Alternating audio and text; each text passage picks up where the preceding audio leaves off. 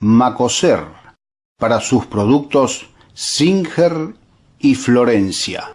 Presenta con exclusividad este programa de difusión educativa y cultural.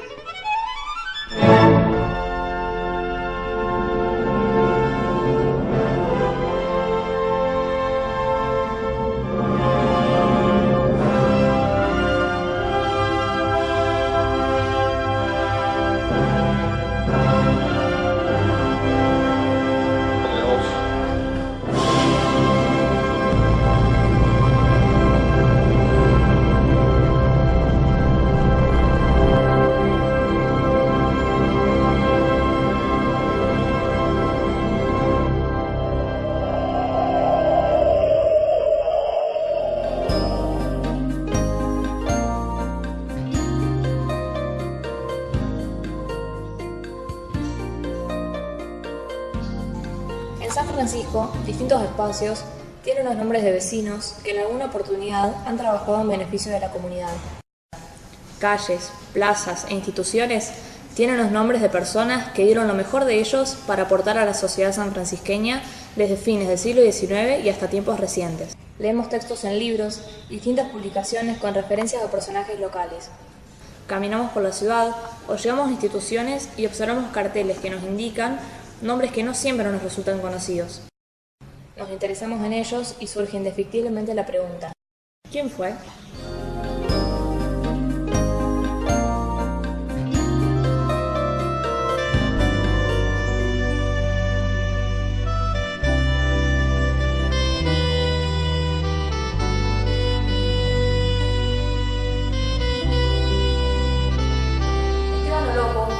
Consiguió transmitir más allá de las fronteras regionales el panorama de la llanura que nos cobija y obtuvo con ello reconocimientos que valorizan su larga trayectoria en el terreno de las artes plásticas. Nacido en 1931, en un campo entre la Francia y San Bartolomé, fue hijo mayor de Martino Loco y Paula Comba, ambos italianos que llegaron a la Argentina a fines del siglo XIX. Siendo niños y en el campo, se dedicaron a todas las faenas rurales. Esteban tuvo 3 hermanos y 3 hermanas. Fue pintor de obras, dibujante de planos, docente de alumnos especiales, de artes plásticas y hasta su muerte siguió formando a quienes llegaban a su taller en calle Avellaneda para tomar nociones de pintura. Su lista de premios y distinciones incluye innumerables galardones en el país y el exterior, por lo que su mención completa excede las posibilidades. Pero sí podemos mencionar que obras de su autoría se encuentran en colecciones particulares y de museos en Argentina, países de Europa y en los Estados Unidos. El espacio cósmico es lo que me importa. Mi pintura se basa en las líneas que dominan nuestro paisaje, caracterizado por un espacio ancho y llano. Una figura humana, una casa, un árbol, son solo accidentes que se incluyen en la llanura, afirmaba Esteban, y esa descripción de nuestro paisaje, de esa llanura, se reitera con distintas consideraciones y siempre se mostró orgulloso de la llanura. Es nuestro paisaje, contó, y debemos asumirlo como tal. No tenemos las montañas ni los ríos, sino un terreno inmenso y llano. Es lo nuestro y en Europa se admiran de ese paisaje, de esa magnificencia, que muchos aquí no valoran. Valorarlo o no, no está ni bien ni mal. Yo solo me siento impactado desde hace 80 años en que vi la luz en el campo y cuando pude expresarme artísticamente me dediqué a eso, y por eso hoy se reconocen mis obras. Esteban Loco comenzó a exponer en 1955 y lo hizo hasta su fallecimiento, ocurrido el 4 de marzo de 2015. Ese mismo año se realizó una muestra de homenaje en el Museo de la Ciudad.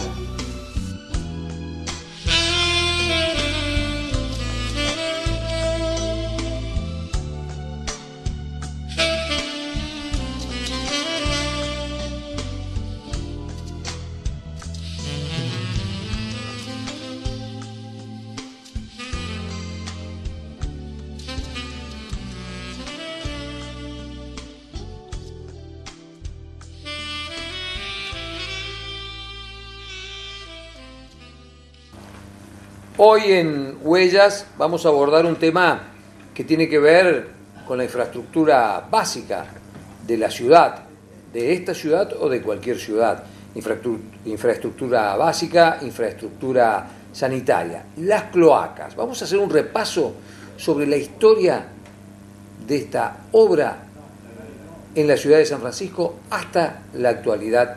Y Arturo Bienedel, como siempre en Huellas, nos va a ayudar a conocer hasta los más ínfimos detalles. Arturo, las cloacas, ¿de cuándo data la primera obra de cloacas en la ciudad de San Francisco? Bueno, la primera obra data de los años 50, o sea, estamos hablando de 60 años atrás. Exactamente en el año 57 es cuando se inaugura la primera obra de cloacas. En ocasión de que vinieran Perón y Evita a San Francisco a inaugurar obras sanitarias de la nación, lo que actualmente es la AMOS, allí se inauguró solo el agua, claro. No había, en la obra de cloacas no estaba construida. Claro, ahí se inaugura el primer acueducto que traía el agua desde el río Tercero a San Francisco, sí. Del río Talamochita en Villa María hasta San Francisco, y se inaugura la red de agua corriente y potable dentro de un radio determinado de la ciudad. No cloacas. Pero no cloacas, no cloacas.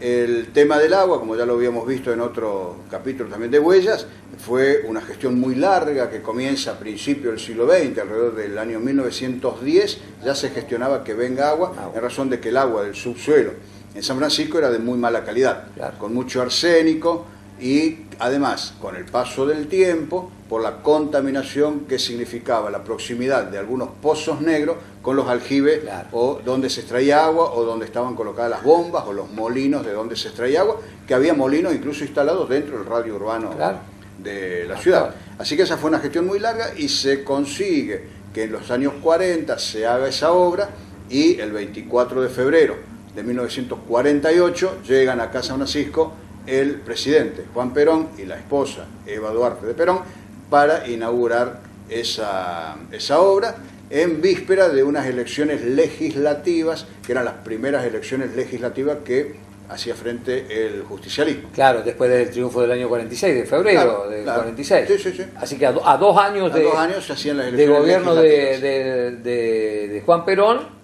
se inaugura aquí esta... Si bien el periodo presidencial de entonces era de 6 años. ¿No? Pero como se iban rotando, cada 2 años, cada 2 años tenían elecciones legislativas. Bien. Bien, entonces ahí se plantea un problema muy serio, porque si por un lado se resolvió el tema de la salubridad del agua, se plantea que anteriormente el agua que volvía a la napa había sido extraída de la misma napa. En cambio, claro, ahora se dejó de extraer de la napa, se traía indiscriminadamente agua, si bien no era para toda la ciudad, pero era para un sector muy importante que recibía esa agua y la volvía a la napa. Claro, esa agua traída de afuera, era traída que de afuera, indefectiblemente por una vía o por otra terminaba en el suelo sanfrancisqueño. Claro, bueno, claro. Esto ocasionó de entrada, ¿no es cierto?, los técnicos ya dijeron que eso no era posible, que ese sistema no tenía que funcionar, pero evidentemente era necesario consumir esa agua saludable que venía por el acueducto. Entonces, recién en el año 1949 se comienza la obra de cañerías de cloacas, de desagües cloacales. Un año después de haber tenido ya el servicio de agua, y con muchísimos problemas se fue desarrollando. Estoy pensando, trayéndolo a la actualidad, hay localidades de nuestra región, como Devoto, como Freire, bueno, como Porteña, que están en esta situación de recibir el agua corriente de afuera y no tener cloacas aún en la actualidad. Y, claro, y los problemas de napas que tienen son de características extraordinarias. Y otras localidades que lamentablemente todavía al día de hoy tampoco tienen los servicios de agua corriente, como Balnearia. Claro, ahí está. En el norte del departamento. El tema es que esta obra se desarrolla con muchas dificultades, teniendo en cuenta que, si bien se hacía a través de empresas privadas, la administración correspondía a la nación. Claro. La nación tenía que atender los temas de todo el país. Claro. Los servicios no eran ni provinciales ni siquiera tampoco municipales. Así que todo lo que sea la realización de esas obras venía de la administración nacional. Se gestionaba, claro. Entonces... la burocracia era... Claro. Representaba una dificultad enorme. Demoraba todos los trabajos, a tal punto que en la realidad es que la inauguración de las obras tarda una década, ¿no es cierto? ¿Una década? Claro, se empiezan los trabajos en 1949 y se inauguran en 1957, ¿no es cierto? Que administrativamente son 9 años de trabajo. Claro, 9. Entonces, ¿qué ocurre? Cuando comienza a advertirse el problema de que la napa iba subiendo, que ya de por sí era alta en San Francisco, las distintas autoridades, en ese tiempo el primer intendente electo del justicialismo, que fue Miguel Visconti, ¿no es cierto?, tiene un rol muy importante en gestionar ante la provincia y la nación que urjan con la realización de la obra. Así que de todos modos, dentro de la ciudad también se va haciendo la obra, con todos los problemas que ello implicaba, pero concluida la obra dentro de la ciudad, faltaba la cloaca máxima, que era sacar los líquidos de la ciudad. ¿A dónde llevar los líquidos que reúne ese sistema de desagüe? Entonces, se había hecho la estación de bombeo de la actual avenida San Lorenzo, y se llevaba, ¿no es cierto?, la idea era llevar los líquidos hacia la cañada de San Antonio, como realmente funciona en la actualidad. Claro. A todo esto se van demorando los tiempos por falta de recursos en algún momento, por inclemencias del tiempo en otro. Es un trabajo muy delicado como para hacerlo y tiene que tener una pendiente muy grande. Entonces, todas esas demoras van haciendo que, mientras tanto, la napa suba dentro de la ciudad y se plantean problemas muy serios. Por ejemplo, en lo que es la Escuela del Trabajo, que estaba recién inaugurada, comienza a tener problemas en los cimientos, así que tienen que afirmarlos, ¿no es cierto?, desde abajo con unos bloques muy grandes de cemento. Había propiedades en el centro y en algunos barrios que se quebraban las paredes porque el suelo se había vuelto muy barroso. Claro, inestable. Claro, y entonces el que tiene un rol también muy importante acompañando al intendente en las gestiones es la comisión directiva del Centro Vecinal Iturraspe.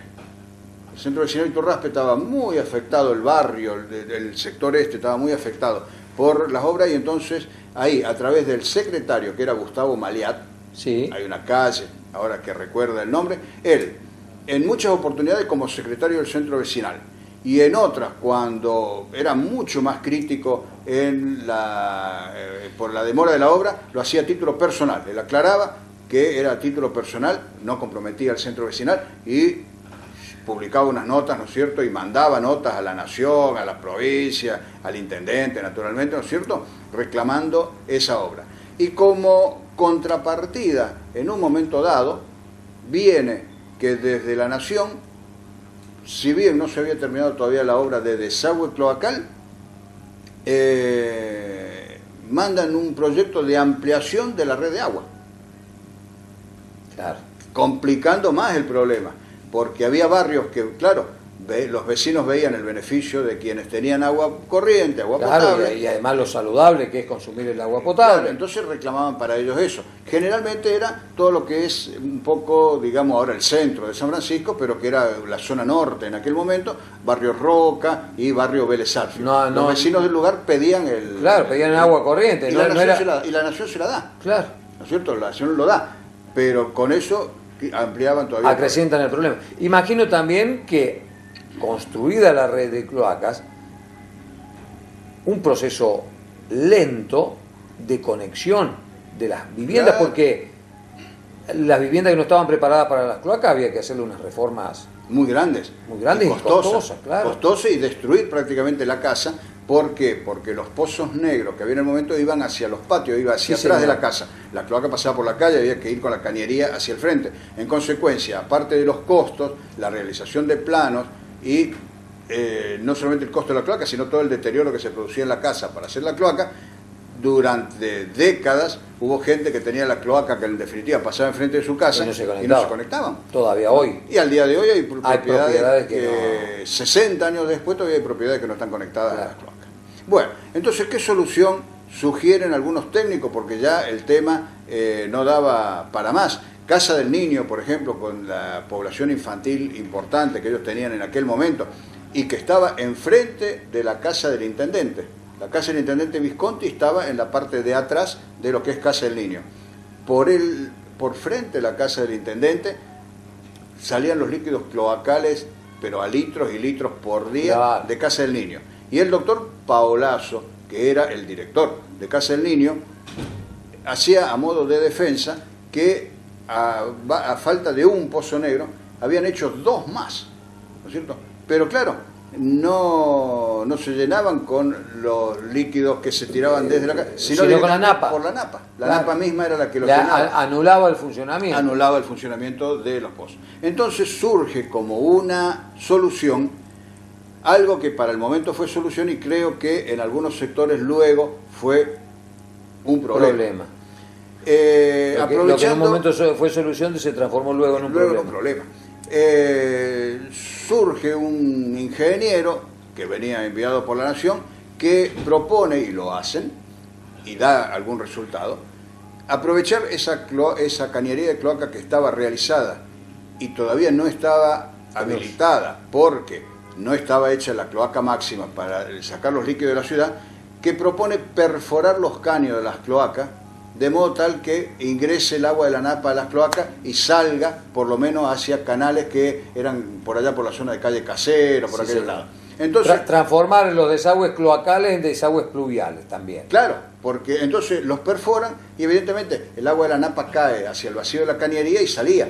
Pero ¿qué ocurrió? Que cuando se habilitan después como cañerías cloacales, esos caños no los reparó nadie porque la perforación se hacía desde arriba hacia el caño. Y donde caía le hacían el agujero. Le hacían el agujero. Pero ¿qué pasó? Que cuando se habilita después la cloaca, el agua no solamente circulaba, sino que salía por esos agujeros y salía a la napa. O sea que ese es un problema que se planteó en un montón de lados de la ciudad. Sí. Primero recibía el agua, pero después la expulsaba. Un problema irresuelto a una hora porque esos caños siguen perforados. O deben estar rotos, algunos de ellos, porque obviamente las cloacas con el paso del tiempo se deterioran.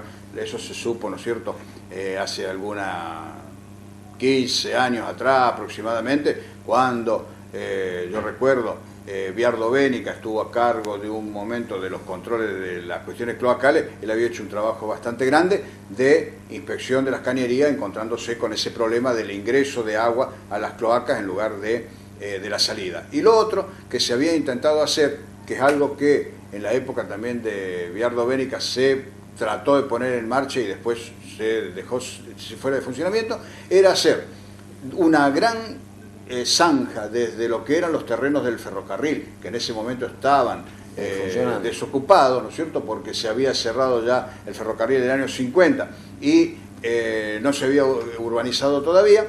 Era hacer una zanja para que drene el agua en esa zanja y de alguna manera ir sacando hacia canales exteriores de San Francisco el agua, que era deprimir la napa, no era la solución. La solución eran las cloacas. El tema es que la cloaca en definitiva se inaugura en el año 1957, no da la solución completa al problema porque la cantidad de agua que se había arrojado a la napa era muy elevada. Fue la época en que las personas mayores recuerdan que los sótanos de las viviendas se habían inundado todos, ¿no es cierto? Había en el centro algunos comercios que trabajaban con sus sótanos y ahí tuvieron que cerrar todo porque todo se llenó de agua. Y hasta los años 80 era común todavía tener la napa muy alta en San Francisco. Hoy por hoy está bastante más baja de lo que era en aquella habitualmente. Época. Y la cloaca, bueno, se termina ese proyecto hasta el año 57. ¿Y cuándo se le da continuidad? Recién, esa es la última obra de cloaca que se hace en aquel momento y recién, unos 15 años después, se retoma el tema cuando se hace el parque industrial. Fuera de la ciudad, claro, lejos las de la cloacas ciudad, del parque industrial, que a la zona urbana nada, ¿no es cierto? Pero esa es la primera obra de cloaca que se hace posteriormente y luego cuando se hace el barrio Sáenz Peña, que son 800 viviendas en el lugar, ahí sí ahí ya se construye con cloacas y todo. Esa es la primera obra que se hace después. O sea que estamos hablando del 82 al 57, 25 años después. Recién se retomó. Recién se retoma la obra de Cloaca. Y luego, a partir de ahí, ya mucho más conscientes de la importancia que tenía la cloaca, a medida que se iba avanzando con la extensión de las redes de agua, porque prácticamente hoy San Francisco tiene una cobertura total, ¿no es cierto?, de servicio de agua corriente, se fue ampliando también la cloaca. Así que en distintos gobiernos ya se pierde. Recuerdo allá en los años 90, era, claro, como es muy costosa, una intervención de Domingo Cavallo para que la municipalidad tenga un crédito de $3 millones, que se hizo todo lo que se llamó el sector norte. Es decir, que se llevó la cloaca en el sector norte, desde donde había llegado hasta los confines de la ciudad en aquel entonces. Y ahora en este momento hay un proyecto muy importante de readaptación, digamos, del sistema. Traemos el tema a colación precisamente ahora que se está encarando, ¿no es cierto?, una obra que es muy grande, que puede dar solución a un sector vasto de la ciudad, sino a la ciudad toda, precisamente por esto, para recordar un poco qué es lo que fue el origen del tema de las cloacas y la importancia que tiene precisamente una obra de este tipo en la cuestión de la salud de la gente, que como se dice siempre, ¿no es cierto?, son esas obras enterradas que no se ven, pero que cuando faltan o cuando fallan, hay una evidencia, claro, hay una evidencia total. Sí, ¿no? Me parece que no cabe duda de que agua potable, cloacas y gas natural son tres servicios que modifican y mejoran mucho la calidad de vida de las personas, ¿no? Vos ves como al día de hoy, incluso, ¿no es cierto?, se está todavía debatiendo en la región la provisión de gas. Claro. ¿Cierto? Y cloacas en muchos lugares. Cuando en San Francisco, ya hace más de 20 años que está el servicio instalado, por lo menos en una gran parte del barrio. Interesantísimo. Esta es la historia de una obra de infraestructura que es vital para el desarrollo de una ciudad como la nuestra, que ha tenido sus avatares, que ha tenido sus idas y sus vueltas, y aquí en este bloque de huellas nos hemos enterado de los mismos.